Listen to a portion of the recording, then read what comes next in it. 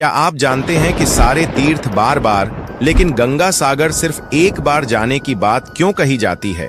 क्यों गंगा सिर्फ एक नदी नहीं बल्कि मोक्षदायिनी मानी गई है? गंगा सागर, जहां गंगा समुद्र में मिलती है, उसे एक महान तीर्थ क्यों कहा गया?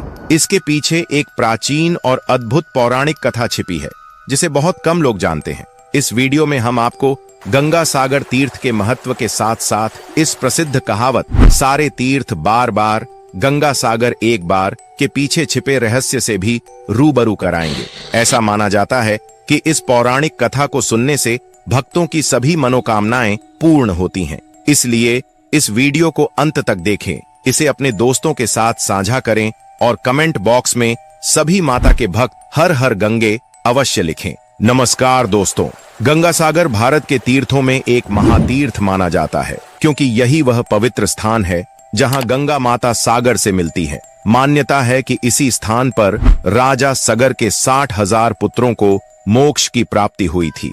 यहां मकर संक्रांति के अवसर पर एक विशाल मेले का आयोजन किया जाता है जहां लाखों श्रद्धालु पवित्र गंगा स्नान के लिए एकत्र होते हैं। मान्यता है कि इस दिन गंगा सागर में स्नान करने से 100 अश्वमेध यज्ञ और 1000 गांव दान करने के बराबर पुण्य फल की प्राप्ति होती है।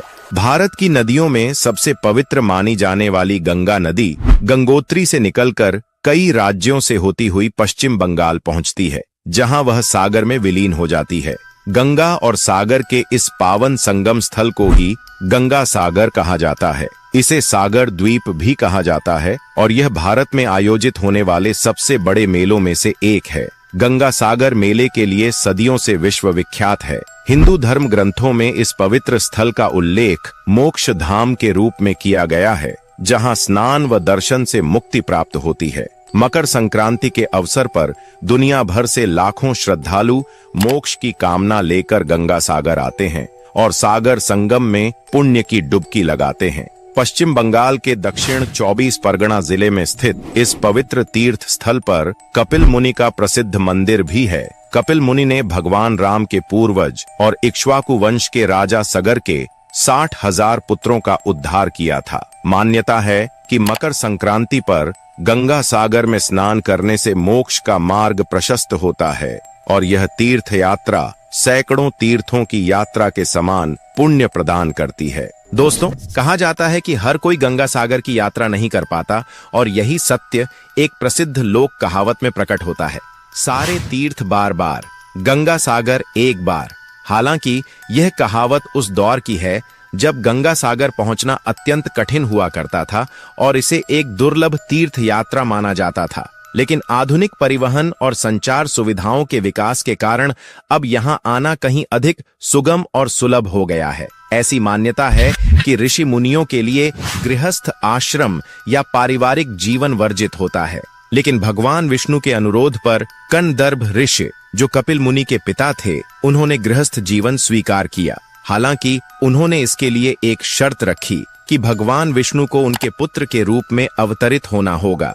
भगवान विष्णु ने यह शर्त स्वीकार कर कपिल मुनि के रूप में जन्म लिया, इसलिए उन्हें भगवान विष्णु का अवतार माना जाता है।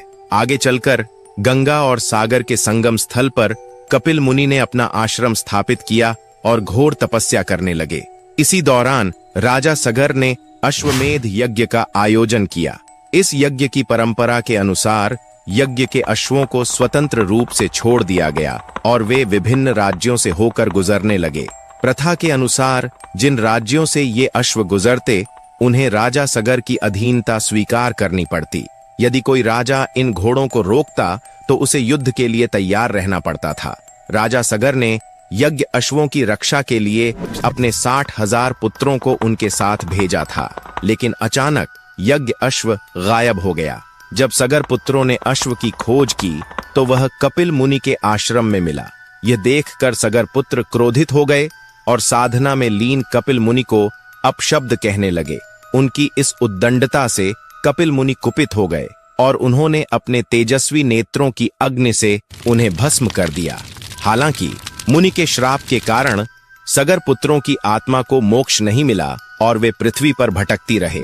कई वर्षों बाद राजा सगर के वंशज राजा भागीरथ अपने पूर्वजों की आत्मा को मोक्ष दिलाने के उद्देश्य से कपिल मुनि से क्षमा याचना करने पहुंचे। राजा भागीरथ की भक्ति भावना और समर्पण से प्रसन्न होकर कपिल मुनि ने उन्हें एक उपाय बताया। उन्होंने कहा कि स्गर पुत्रों को मोक्ष केवल गंगा जल के स्पर्श से ही प्राप्त हो सकता है। राजा भागीरथ ने अथक तप और प्रयासों से मकर संक्रांति के दिन गंगा को पृथ्वी पर अवतरित किया। गंगा के पवित्र जल के स्पर्श से राजा सगर के 60,000 पुत्रों को मोक्ष और शांति प्राप्त हुई। यही पावन स्थान गंगा सागर कहलाया और तभी से यहाँ स्नान का विशेष महत्व माना जाता है। गंगा सागर मेला पश्चिम बंगाल में आयोजित होने वाले सबसे बड़े धार्मिक मेलों में से एक माना जाता है। यह मेला कोलकाता के निकट हुगली नदी के तट पर उस पवित्र स्थान पर आयोजित किया जाता है जहां गंगा बंगाल की खाड़ी में समाहित होती है। इसी कारण इस मेले को गंगा सागर मेला कहा जाता है। यह विक्रम संवत के अनुसार हर वर्ष पौष मास के अंतिम दिन आयोजित होता है। यह दिन मकर संक्रांति का होता है जब सूर्य मकर राशि में प्रवेश करता है। दोस्तों, सुंदरवन निकट होने के कारण गंगा सागर मेले को हर वर्ष कई प्राकृतिक चुनौतियों का सामना करना पड़ता है। तूफान, ऊंची लहरें और बदलते मौसम की विषम परिस्थितियां मेले के आयोजन में बाधाएं उत्पन्न करती हैं, लेकिन श्रद्धा और परंपरा के आगे ये सारी बाधाएं नगण्य हो जाती हैं। गंगा के सागर में मिलने के इस पावन संगम स्थल पर स्नान करना अत्यंत शुभ और पवित्र माना जाता है। गंगा सागर संगम पर श्रद्धालु समुद्र देवता को नारियल और यज्ञोपवीत अर्पित कर उनकी पूजा करते हैं। साथ ही समुद्र में पिंडदान और तर्पण कर अपने पितरों को जल अर्पित करना शुभ माना जाता है। शास्त्रों में गंगा सागर में स्नान और दान का विशेष महत्व विस्तार से बताया गया है। मान्यता है कि यहाँ किया गया स्नान और दान 100 अश्वमेध यज्ञ के समान पुण्य फल प्रदान करता है और मोक्ष की प्राप्ति का मार्ग प्रशस्त करता है। स्थानीय मान्यताओं के अनुसार जो युवतियां गंगा सागर में स्नान करती हैं, उन्हें अपनी इच्छानुसार वर प्राप्त होता है और युवकों को स्वेच्छित वधू मिलने का आशीर्वाद मिलता है। स्नान और अनुष्ठान संपन्न करने के बाद सभी श्रद्धालु कपिल मुनि के आश्रम की ओर प्रस्थान करते हैं और श्रद्धा भाव से उनकी मूर्ति की पूजा अर्चना करते हैं। इस पवित्र मंदिर में गंगा देवी, कपिल मुनि और राजा भागीरथ की मूर्तियां स्थापित हैं, जिनके दर्शन से भक्तगण स्वयं को धन्य मानते हैं। तो दोस्तों, गंगा सागर तीर्थ की इस अद्भुत कथा ने हमें यह समझाया कि क्यों इसे मोक्ष धाम कहा जाता है और क्यों यह कहावत सारे तीर्थ बार बार, गंगा सागर एक बार इतनी प्रसिद्ध है। अगर आपको यह वीडियो पसंद आया हो तो इसे लाइक और शेयर जरूर करें ताकि और लोग भी इस पवित्र कथा के बारे में जान सकें। कमेंट में हर हर गंगे लिखकर अपनी आस्था व्यक्त करें और चैनल को सब्सक्राइब करें ताकि आपको ऐसे ही रोचक और धार्मिक कथाएं मिलती रहें।